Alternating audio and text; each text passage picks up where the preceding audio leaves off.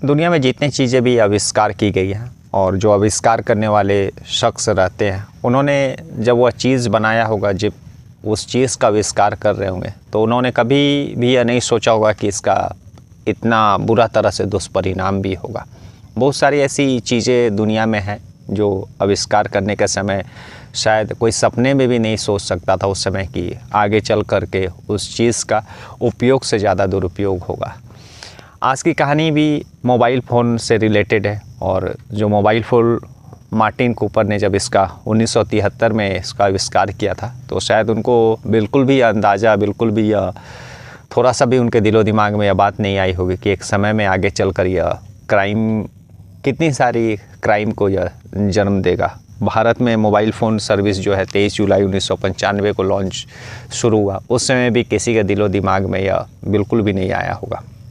पहला कॉल 1995 में ज्योति बसु, जो कि कोलकाता के उस समय सीएम थे, फर्स्ट टाइम उन्होंने कॉल किया था यूनियन कम्युनिकेशन मिनिस्टर को। उस समय भी ज्योति बसु के दिमाग में यह बात बिल्कुल भी नहीं आया होगा कि जिस फ़ोन से वह कॉल कर रहे हैं, वह फ़ोन, वह जो है मोबाइल की दुनिया में जो क्रांतिकारी आने वाला है, उससे उपयोग से ज़्यादा उसका आगे चलकर दुरुपयोग होगा और उससे ना जाने कितने क्राइम होंगे।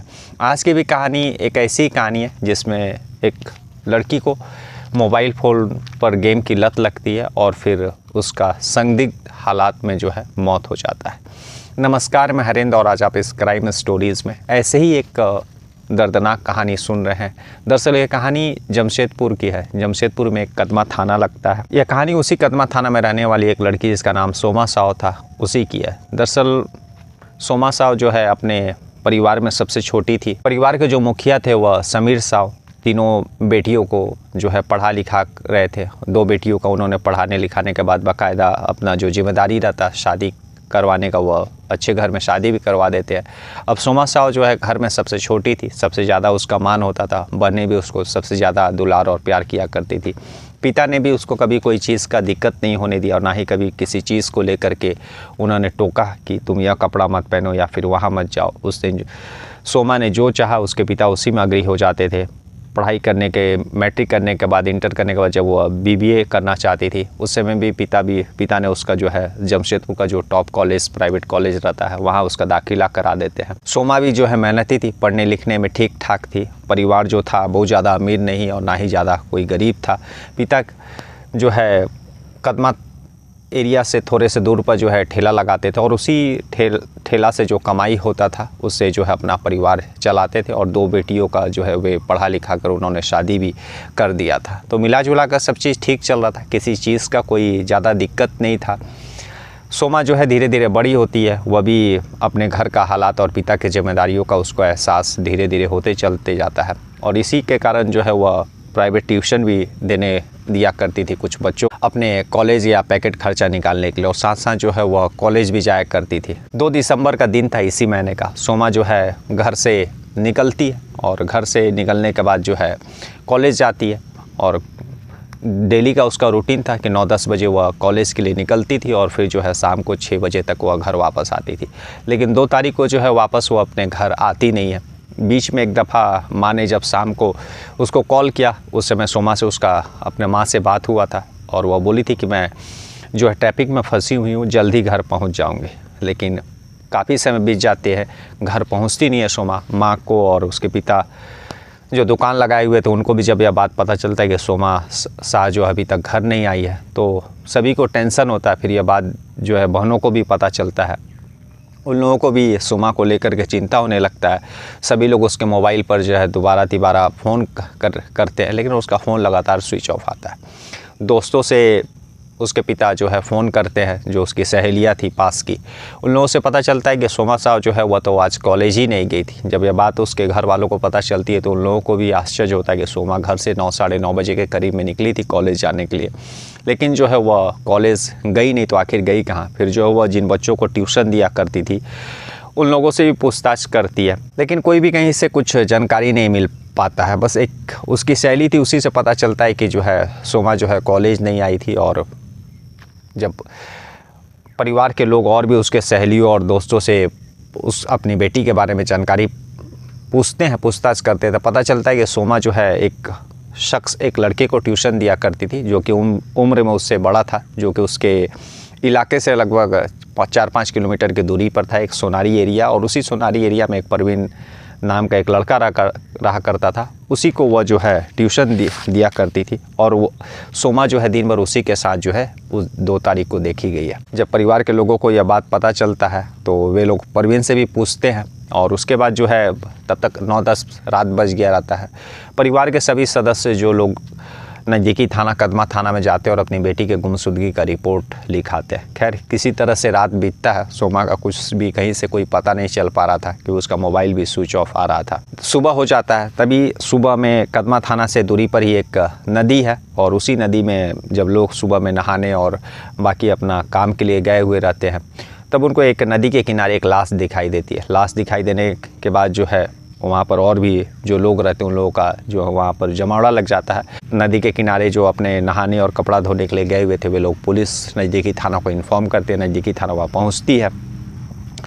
एक दिन पहले ही रात में सोमा के घर वाले जो है सोमा को लेकर के गुमशुदगी और लापता का केस वहाँ दर्ज कराए हुए रहते, कंप्लेन दिए रहते हैं। फ़ोटो और बाकी फ़ोन नंबर जो है पुलिस को मौजूद कराए रहते हैं। तो पुलिस जब मौका वारदात पर पहुँचती है और उसी नज़दीक से वो लड़की लापता हुई रहती है, तो पुलिस को शक होता है। पुलिस तुरंत जो है सोमा साव के पिता जो रहते हैं उनको फ़ोन करते हैं परवीर साव को, और साव का पहचान के लिए बुलाते हैं कि शायद हो सकता है वह तुम्हारी बेटी हो। परिवार के सारे लोग जो है भागे दौड़े वहाँ पहुँचते हैं, और जब पहुँचते हैं तो अपने बेटी के रूप में उसको पहचान करते हैं।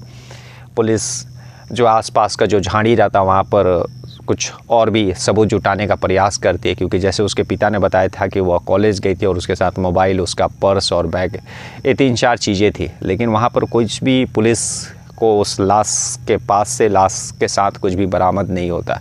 खैर पुलिस उस शव को कस्टडी में लेकर के पोस्टमार्टम के लिए भेजती है। सोमा के घर वालों का जो है रो रो कर भूला हाल था, क्योंकि उनके घर की वो सबसे छोटी लड़की थी और कॉलेज गई थी, पढ़ने लिखने में भी ठीक ठाक थी, और पिता के जिम्मेदारियों में हाथ भी बटाने लगी थी। पिता भी चाहते थे कि पढ़ लिख करके वह एक अच्छा इंसान बने, और इसी के कारण जो उसका BBA में एडमिशन भी कराया था, और किसी भी कोई चीज़ का दिक्कत नहीं हुआ। जब बड़ी हुई, मोबाइल का जब ज़रूरत पड़ा तो उस पिता ने मोबाइल भी ख़रीद करके दिया।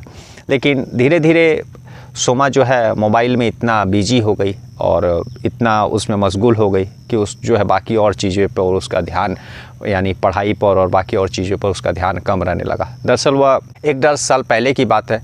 सोमा जब मोबाइल का उसको लत लगा तो उस समय वह जो है मोबाइल पर ऑनलाइन गेम खेला करती थी, और धीरे धीरे वह गेम जो है उसका आदत बन गया। अब वह उस पर दिन भर बिजी रहने लगी, और जब से वह उस मोबाइल के लत में पड़ी, वह अपने जो कॉलेज के फ्रेंड रहते थे, बाकी और जो सहेलियाँ रहती थी, उन लोगों से उसका कम ही मुलाकात और बातचीत होने लगा। और यह सारी चीज़ें जब उसकी सहेलियों और उसका जो फ्रेंड रहते हैं या फिर जो उसके स्टूडेंट रहते हैं, उन सभी लोगों को यह पता चल चुका था कि सोमा जो है ऑनलाइन गेम खेलती है और वह ज़्यादा समय उसी पर बिताती है, और जिसके कारण जो है वह हम लोगों से कम ही मिला करती है या फिर फ़ोन पर कम ही बात किया करती है। यह बात जो है उसके पिता को भी पता था। जो ऑनलाइन वह गेम खेला करते थे उसका नाम था बैटल ग्राउंड्स मोबाइल इंडिया, और उसी पर वह जो है ज़्यादा समय स्पेंड किया करती थी। घर के लोग भी जानते थे कि सोमा जो है उस मोबाइल फ़ोन के गेम में बिजी रहती है, लेकिन पिता जो है घर के सबसे छोटी थी, इसलिए कभी ऑब्जेक्शन नहीं किए। और उसी मोबाइल पर गेम खेलते खेलते उसको एक छत्तीसगढ़ के ही एक लड़के से दोस्ती हो जाता है, और उस दोस्ती के बारे में वो अपने सहेलियों को भी बताई थी और वो अपने घर में भी बताई थी। लेकिन पिता ने कभी उसके बारे में ज़्यादा डिटेल नहीं लिया, लेकिन पिता को उसने सब चीज़ बताया था कि उस लड़के से उसका दोस्ती अक्सर वह फ़ोन पर बात किया करती है। खैर शुरुआत में सब चीज़ ठीक चलते रहा, मोबाइल पर गेम भी खेला करती थी, और सोमा के अलावा कुछ उसकी और भी सहेलियाँ जो कॉलेज की थी वह भी उस गेम की लत में थी। समय बीतते गया, लेकिन कुछ समय से उसका 2-3 महीना से उस लड़का जो छत्तीसगढ़ का उसका दोस्त रहता, जो मोबाइल फ़ोन पर गेम खेलने के दौरान उसका दोस्ती हुआ था, उससे उसका दोस्ती में खटास आ जाता है, जिसके कारण सोमा धीरे धीरे उस बात को लेकर के डिप्रेशन में चल जाती है। और यह बातें जो है ना केवल सोमा के पिताजी को यानी परवीर साव को, बल्कि उसकी तीनों बहनों को भी मालूम था, और उसके दोस्तों को भी, कुछ दोस्तों और सहेलियों को भी यह बात मालूम था कि सोमा जो है उस लड़के से बातचीत किया करती थी। छत्तीसगढ़ का एक लड़का था, और कुछ दिनों से इन लोगों का जो है रिलेशन में खटास चल रहा है। अब यह सारी बातें शुरुआत में सोमा के पिता जो परवीर सावरा थे वह पुलिस को ये सारी बातें नहीं बताए थे, लेकिन जब सोमा का 100 मिला, जब डेड बॉडी मिला, तो जाहिर सी बात है कि जब 100 मिला है तो कत्ल हुआ होगा या फिर उसने कुछ ऐसा कदम उठाया होगा जो उसको नहीं उठाना चाहिए। तो उसके पीछे क्या कारण है, जब पुलिस इस सारी चीज़ों का तफ्तीश करने लगी और जब उस सोमा के सहेलियों और जो ट्यूशन सोमा जिन लोगों को दिया करती थी उन लोगों से बात करने लगी, तब पुलिस को भी धीरे धीरे यह बातें खुल कर के सामने आने लगी। और जब पुलिस ने परिवार से अच्छे तरह से पूछताछ की, तब परिवार के लोग भी यह बात बताने लगे कि उसका जो है ऑनलाइन गेम खेलने का लत था और उसी पर एक छत्तीसगढ़ के लड़के से उसका दोस्ती हुआ। शुरुआत में सब चीज़ ठीक चला, लेकिन अभी कुछ हाल के दिनों महीनों में उसका जो उससे रिलेशन ठीक नहीं चल रहा था, और जिसको लेकर के सोमा जो है थोड़ा डिप्रेशन में थी, थोड़ा उसका माइंड अपसेट था। लेकिन वह उसके साथ कुछ इस तरह का घटना होगा, उन लोगों को, परिवार के लोगों को अंदाज़ा नहीं था। पुलिस जो है अपना तफ्तीश करने लगती है। पुलिस, नज़दीकी पुलिस जो कदमा थाना रहती है, वह छत्तीसगढ़ के पुलिस को कांटेक्ट करती है, क्योंकि पिता के द्वारा वह मोबाइल नंबर, जिस मोबाइल नंबर पर सोमा बात किया करती थी अक्सर उस छत्तीसगढ़ के लड़के से, वह नंबर पुलिस को मुहैया कराते हैं। और पुलिस जब उस नंबर का तफ्तीश करती है तो उसका लोकेशन भी छत्तीसगढ़ बताता। पुलिस जो है छत्तीसगढ़ पुलिस से कांटेक्ट करती है और उस शख्स का खोज करती है कि आखिर वह कौन शख्स है, कौन लड़का है और इन लोगों के बीच में क्या ऐसा रिलेशन था, क्या बातें हुई। आखिर जो है 2 दिसंबर को सोमा का साथ क्या हुआ था और 3 दिसंबर को उसके साथ लाश मिली, उसके साथ जो मोबाइल, जो बैग, जो पर्स उसका था, उन सारी चीज़ें कहाँ गई। इस कारण से पुलिस जो है सोमा के कुछ सहेलियों को भी उठाती है और साथ में उस छत्तीसगढ़ के लड़के का भी तफ्तीश करती है। लेकिन फ़िलहाल पुलिस को भी कुछ ज़्यादा कामयाबी नहीं मिली है। लेकिन यहाँ पर सबसे बड़ा सवाल 2-3 क्वेश्चंस है कि आखिर वह शख्स जो छत्तीसगढ़ में रहा करता था और छत्तीसगढ़ का जो लड़का था, सोमा का जो फ्रेंड था जिससे मोबाइल फ़ोन पर बातें हुआ करती थी, वह उसका इस कत्ल में या सोमा का अगर उसने कुछ ऐसा कदम उठाया डिप्रेशन में आकर के, तो उसका इस केस में कितना हाथ है, यह पुलिस के लिए जांचना, पुलिस के लिए तफ्तीश करना सबसे चैलेंज है। क्योंकि उसका ना ही नाम है, बस एक मोबाइल नंबर है और वह छत्तीसगढ़ में रहता है। छत्तीसगढ़ में कहाँ रहता है, यह पुलिस के लिए खोज निकालना सबसे बड़ा चैलेंजिंग है।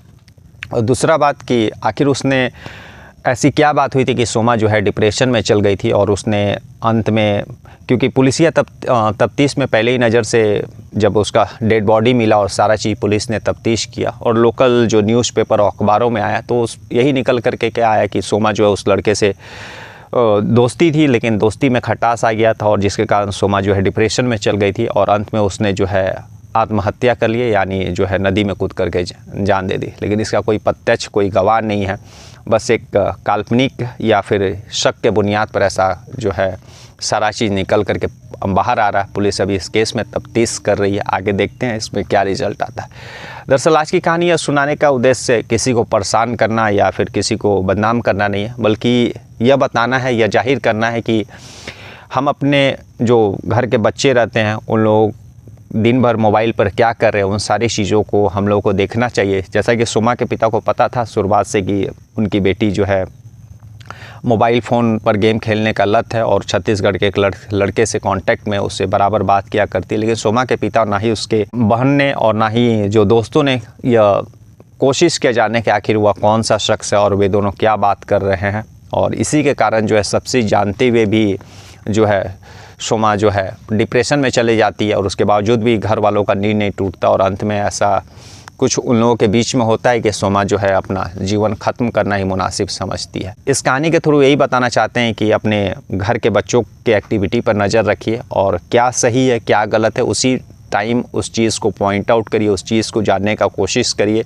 और अगर गलत है तो अपने उस बच्चे को, अपने उस बेटी को समझाइए कि वह गलत रास्ता है, इसमें आज आगे जोखिम है।